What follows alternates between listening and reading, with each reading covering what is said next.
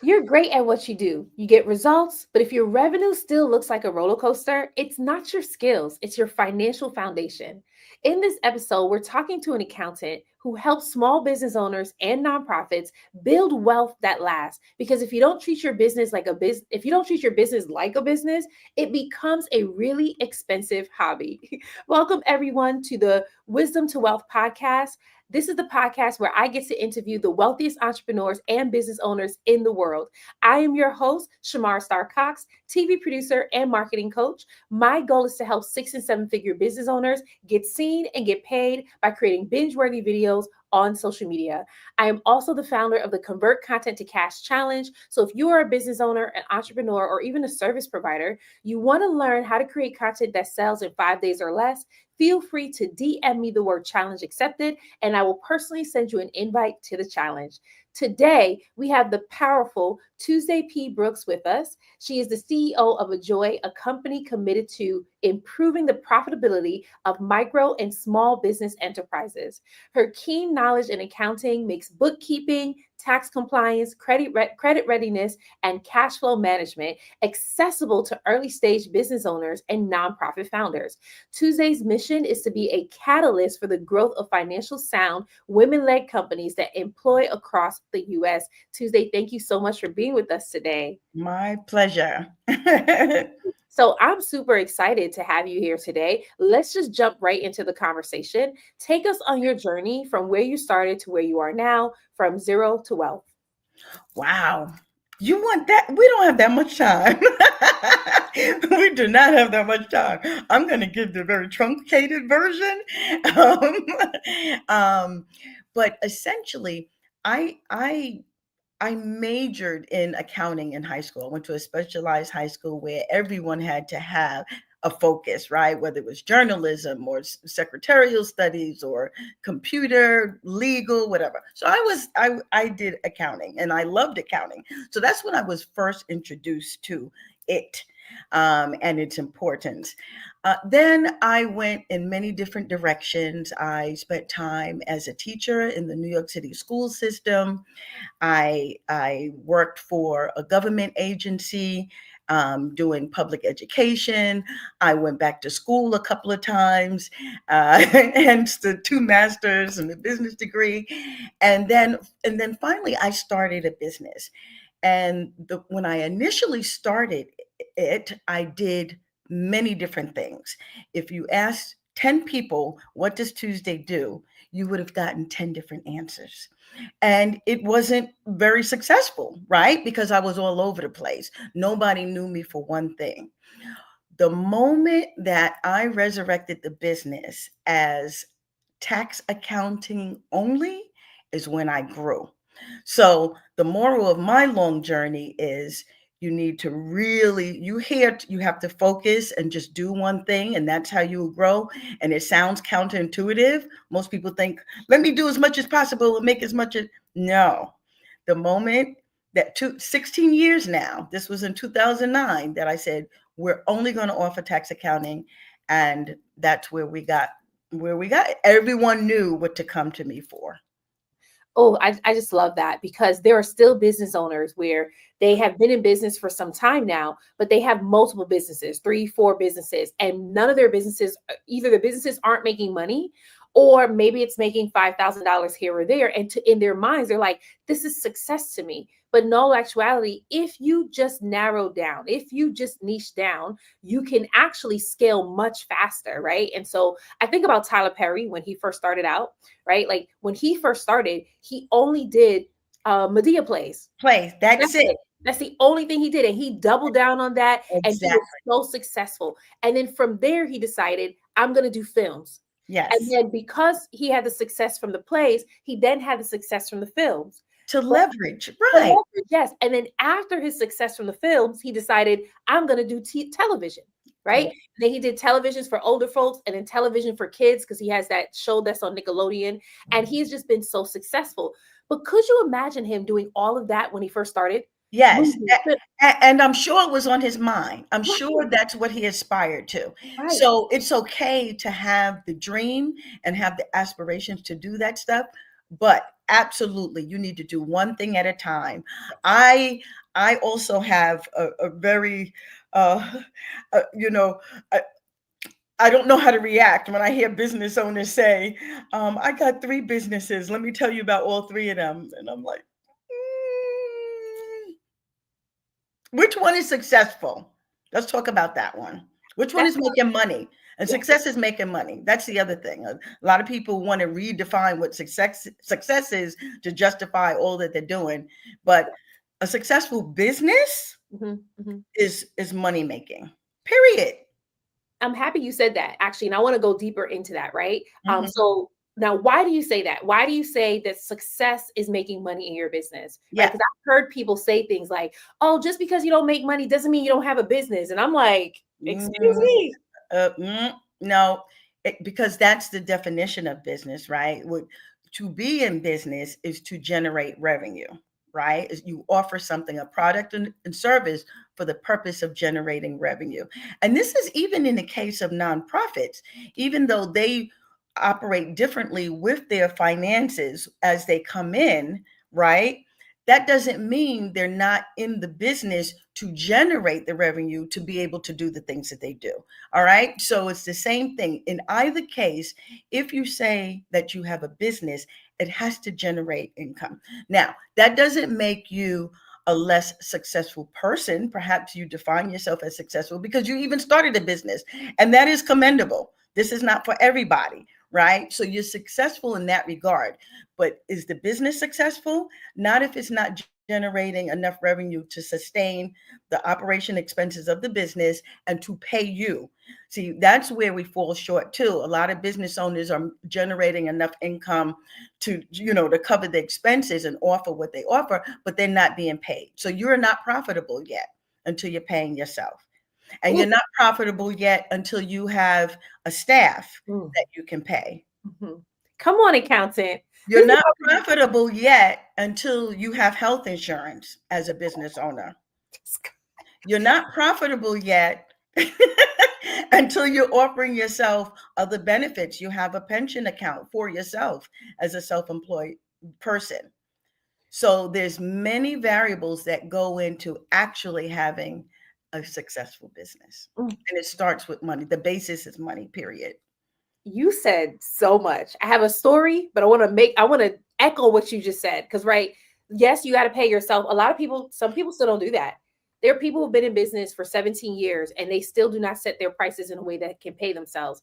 In that case, they can never walk away from their business. They can't replace themselves with someone else because you don't know how much you cost. Right. But another thing that you really hit the nail on the head, you aren't successful in your business, or maybe we should say profitable in your business, if you cannot afford to pay yourself insurance. Yeah. And that's big because I'll hear people saying, I've been in business for 20 years, 25 years, and they're still just making scraps in their business and they cannot afford to pay health insurance through their business. So that was such a huge key point. And I feel like people are listening now and it's taking them to another level. If I can't do this, what have I been doing for 25 years? Right. So Right. I want to share this story with you. Um, Okay.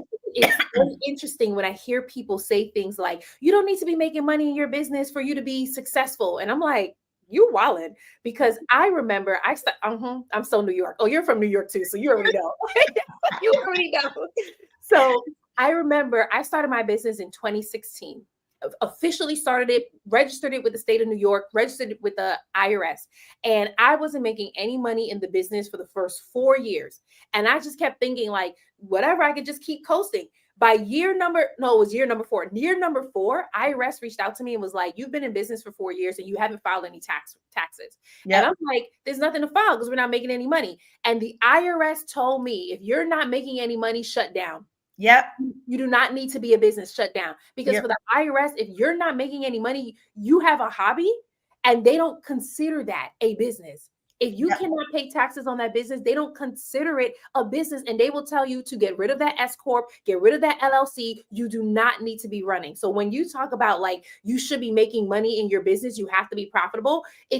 That's one of the main reasons why Yes. IRS will not recognize your business if you're not making money. And you're absolutely correct. they start giving you the side eye. They give you the side eye at year 4. And that's even if you're filing tax returns, but everyone wants to claim lack of profit to try to avoid paying tax, right? They want to claim a deficit in the business. That is a red flag to them too. They're saying, okay, you call this a business, but it's not making any money. So it's a hobby and you need to cut it out. Right? So you're absolutely right. And people don't realize that. They think they're being smart, by not paying tax. If if you don't, the tax that you're paying as a self-employed person is for your future. It is self-employment tax, no different than if you work for a company. So it's going into your social security. So imagine for years and years and years you don't pay into your social security. Now that's a whole nother conversation whether or not it'll be available to us. But the point, but everybody needs to understand the point of self-employment taxes. It's for you later. As a business owner, you're responsible for it. So it's not just going, I don't know where people think it's going, but it's to take care of you as a retired person. Yeah. Oh, that's so good. And I don't think a lot of people know that because when people are retiring, we always hear some horror story of something that happened with their SSI or something that has happened. And Yeah. so people are like, I should just live for now, or let me try to evade the taxes because I don't have the money to pay it, right? And So then, right. And then when they can't work anymore or they're older and just really shouldn't be working anymore because, they don't, they shouldn't, they're living off of, $600 a month or $800 a month because they never paid into, yeah, Social exactly. Security and Medicare. So let's shift into how do you help businesses to either build or retain the wealth in their business? Like, what are some tips that you typically share with them so that they can do that? Yeah, well, the core thing that we use is the profit first modality, right? Some A lot of people still haven't heard of profit first, and but a lot of people have, and they understand it conceptually. It's a way of managing cash so that all of the bases are covered.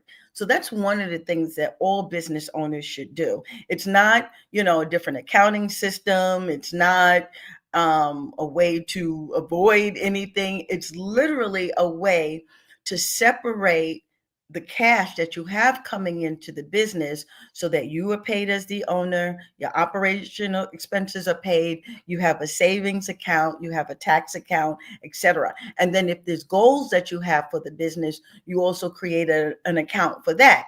And then you start plunking money into that account for your goals. So that's one of the primary ways. It's really just cash management and having that conversation based on what the business is doing, currently.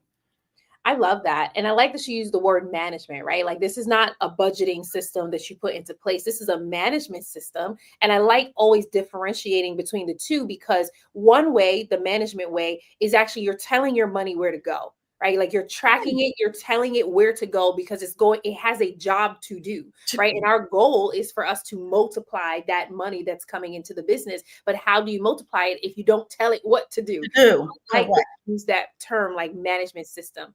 Now, you didn't touch on this, but I would love for you to share maybe some motivation or some thoughts for business owners where they feel like they're not good at math. Like, how can they still be able to leverage accounting services, bookkeeping services, if they themselves don't feel too confident at math? Um, well, I feel this. I'm a boater, right? And I love being out on the water. I love inviting friends to come out with me on the water. And when I invite friends out, some say, I don't know how to swim. What are you talking about? You don't have to know how to swim. We're in the boat. I'm not inviting you to go swimming. I'm inviting you to cruise in the boat. Okay. I promise. So, and while, accidents happen or something, the safety measures we take. I have life jackets, the whole thing. So don't tell me you don't know how to swim if I invite you on the boat. That's the first thing. So the same thing with accounting, right? You're a business owner. You don't have to be good at math.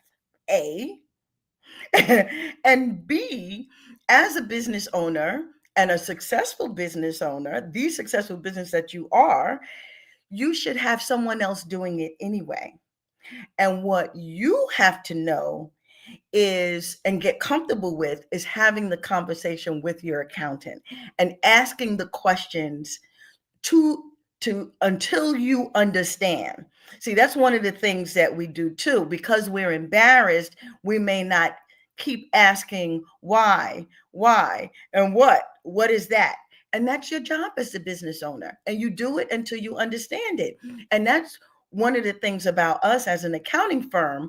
We have the patience to keep answering the question, right? I will answer the question in a meeting. I will send you an email description. I will send you links to resources and references to the information.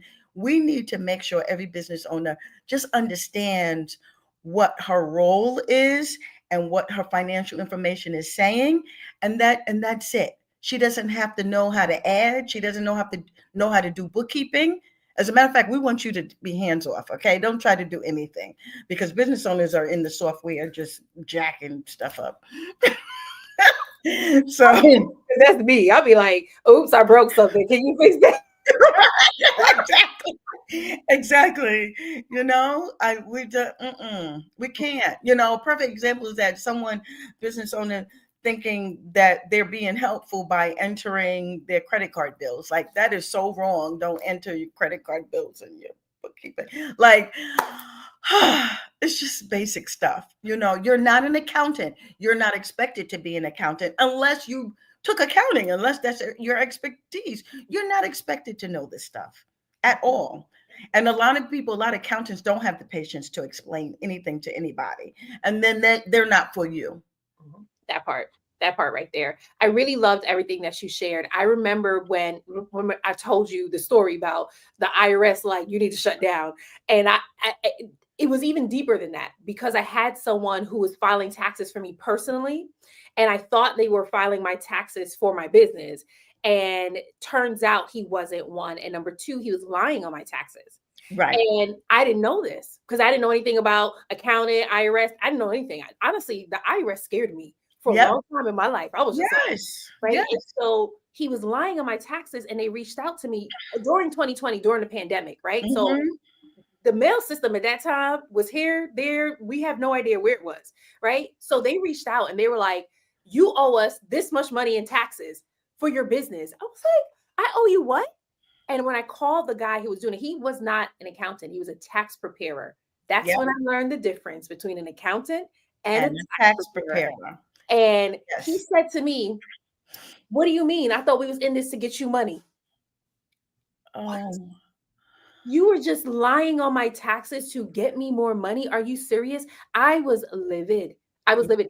But God sent me an accountant. He was a teaching accountant at this point, and he fixed everything. This was 4 years of stuff that he had to fix to good. get the IRS off my back. He also used to work at the IRS.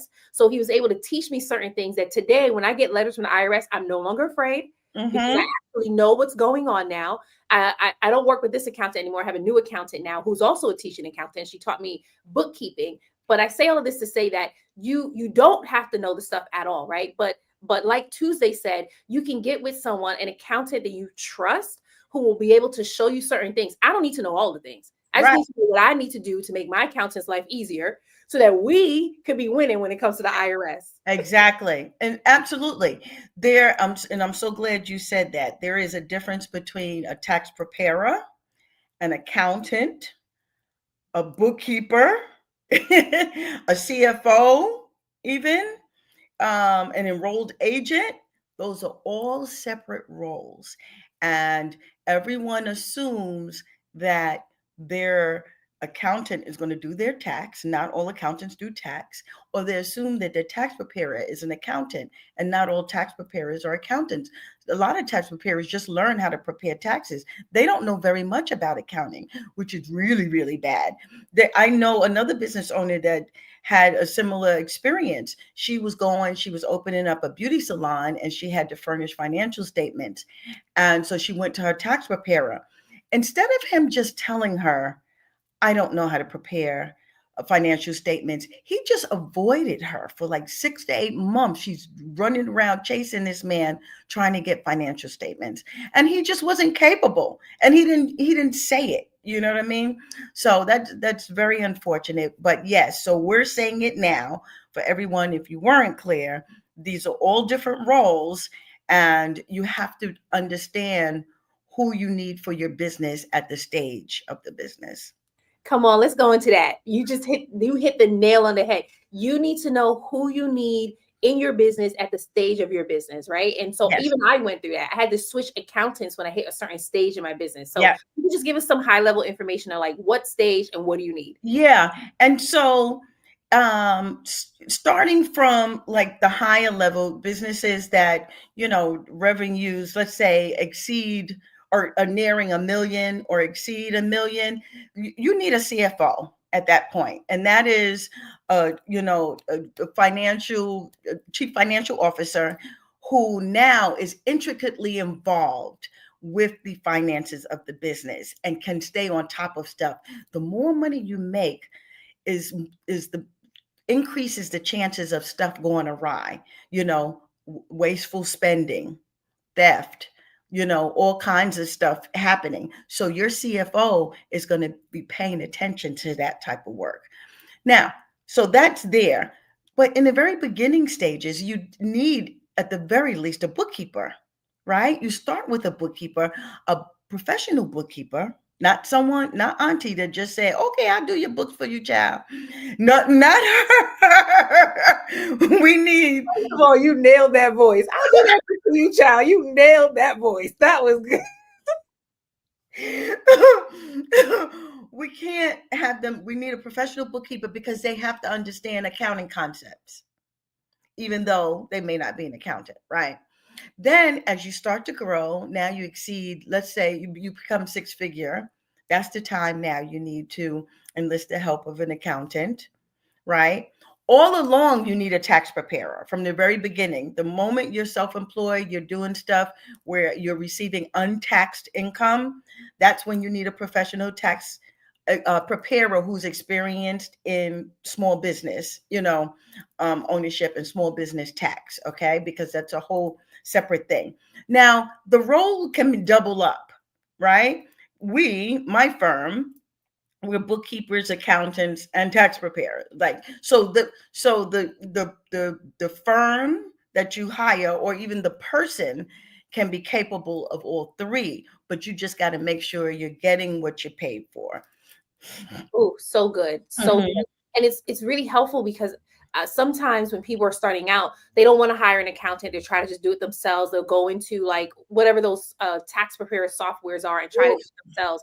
But if you don't understand the taxes that you have to file specifically for your small business, how you structure the small business for S corp versus LLC, like Mhm. you have to understand those things. And me personally, as the CEO, I don't think it makes sense for a CEO to even have to focus on those things. It's much better if you hire someone like you or hire your firm to be able to do it because you specialize in those things and you have Yeah. a wealth of years of information, expertise, and wisdom with it that someone's trying to cram in 30 days just so that they can file their tax. It's not the best use of your time. It's really not. And unfortunately, you even have some professionals that, give a lot of bad advice too. Like a lot of times I hear business owners saying, oh, my accountant said that I should convert to S corp, and they don't really know why. There is a time, Mhm, a mhm. milestone, that you may reach in your business where you should convert. But that's only part of the story. If you convert to S corp, let's say, now you got to understand that you got to put yourself on a payroll. So that's additional expense. You got to pay the payroll software.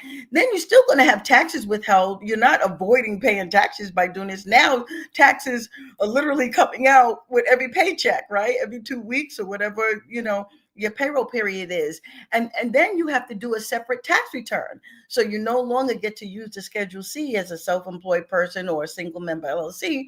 Now you got to do a separate. So that's an additional expense. So and and then depending on where we are in New York City does not recognize S corp. Girl, can you say that again? Because I learned that the hard way in 2024. Yes, New York City does not recognize S corp. They tax you as a C corp. So now you're being taxed as an S corp federal and on the state level, but not on the city level. People don't realize that. So you got to account for that additional tax when you're trying to figure out whether or not it's time for you to convert. So there's a lot that goes into it, and so it's worth talking to professionals and trying to get the best advice for your business and not doing it yourself. That's our point, right? Don't do Go it do it yourself. yourself. Like I don't recommend anyone to do it yourself, especially if you're no, just period. If you don't have the experience. Period. Right. Wait, you brought up a good point. Even me, I should not be doing my own bookkeeping. No successful business owner does her own bookkeeping. Okay, even though that's my expertise. That's not what you should be spending your time on.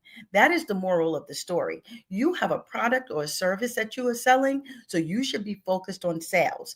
Uh, you know, 5 hours or 3 hours a week or 10 hours a month or whatever you're spending on doing bookkeeping or trying to figure out your taxes, but wrong, wrong, right? So that's why you need to have someone else doing it. For that reason alone, that you're wasting time doing something that you should not be doing.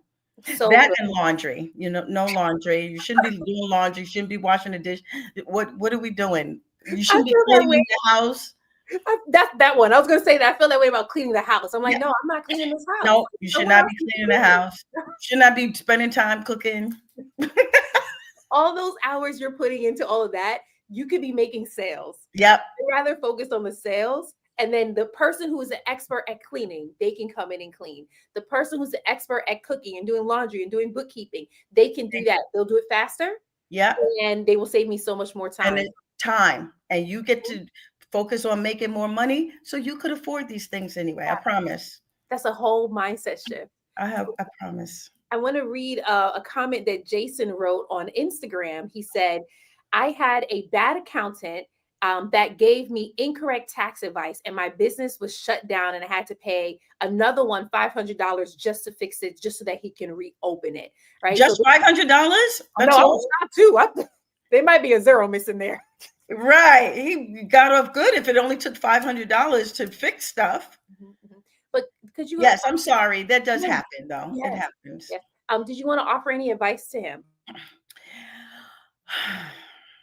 No, I just want to say I'm sorry because there are professionals that, or quote unquote professionals, that really don't know what they're doing.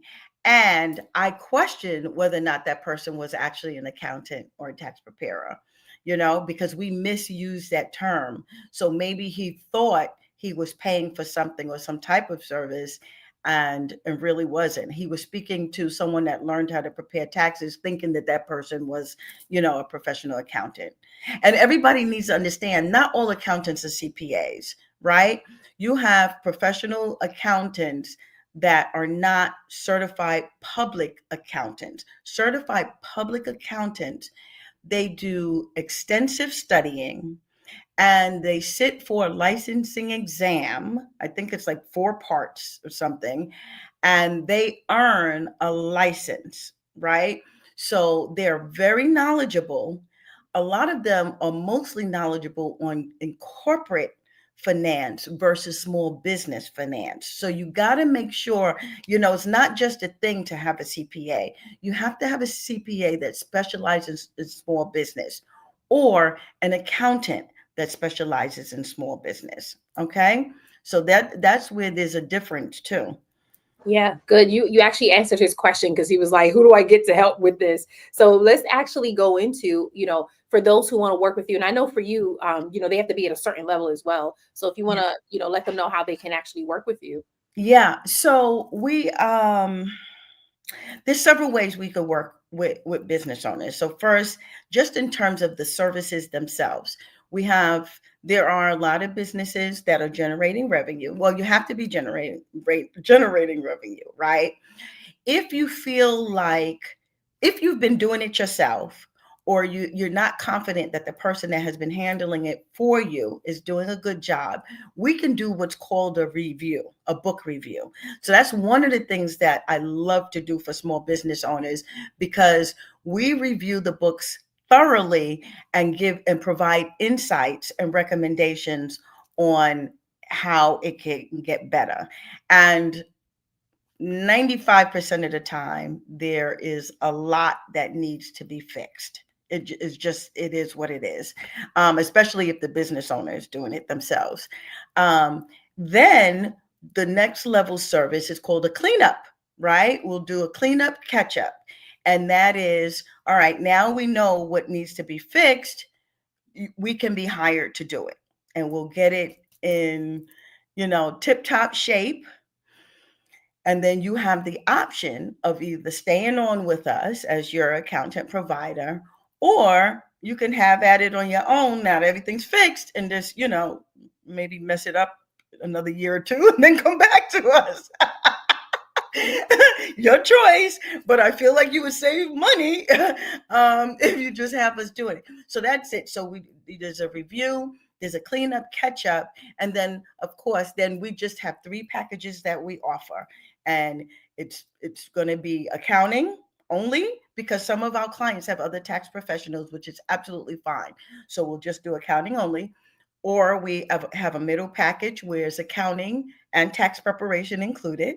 And then the third package is the profit first, the cash management. So it's accounting, tax preparation, and cash management. Okay. And that's all we offer. The and so you have to be generating revenue, right? Ideally, minimally 500,000. You can afford our service. And people have to realize that you have to be spending, if you're making 500,000 or upwards, at least 5% of your budget should be going towards accounting. If it's not, if you're telling me you're spending $5,000 for the year for accounting, then something is wrong. Okay. And that's it. I love it. And how can they access you? Do you have an email that you Oh can share? yes, yeah. So they should email us. That's always our first point of contact, is sending an email to accountants. That's plural, accountants, ACCOUNTANTS, at Ajoy Management, AJOY, the word management spelled out.com. Okay, simply that, accountants at ajoymanagement.com. And then my assistant Joy, and it's confusing because her name is Joy. Her actual name is Joy.